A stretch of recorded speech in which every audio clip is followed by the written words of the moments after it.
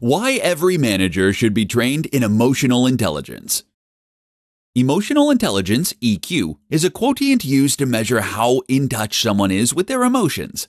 This is fairly abstract though, and there are methodological problems with measuring it, even more so than with IQ. But while that's true, it is also widely accepted that EQ is something that exists, and that is extremely important when it comes to taking charge and instructing your followers. It's something that every manager should be trained in. To illustrate this point, consider a real-life example of someone who was put in a leadership with poor emotional intelligence. This person was an editor whose job it was to read through writing from journalists, and then to make corrections ready to print.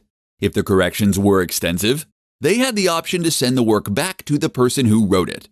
For their very first job, the editor received a large article that a journalist had written over the course of several days.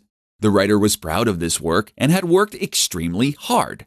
But the editor found several faults with the formatting, the grammar, and more. So what they did was to make a public example of the writer.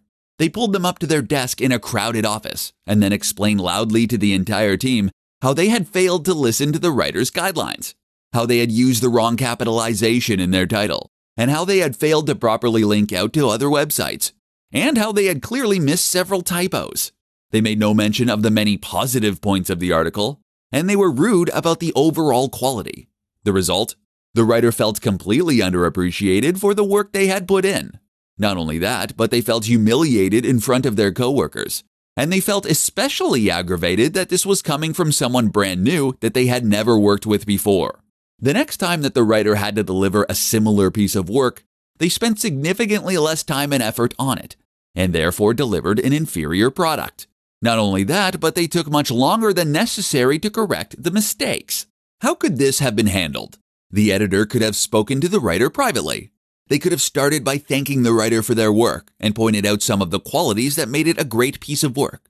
Then they could have mentioned that there were a couple of small issues, and if that they could be corrected as soon as possible, then the work would be good to go. The difference here is huge, and over the course of countless interactions and countless months, it can completely transform a workplace.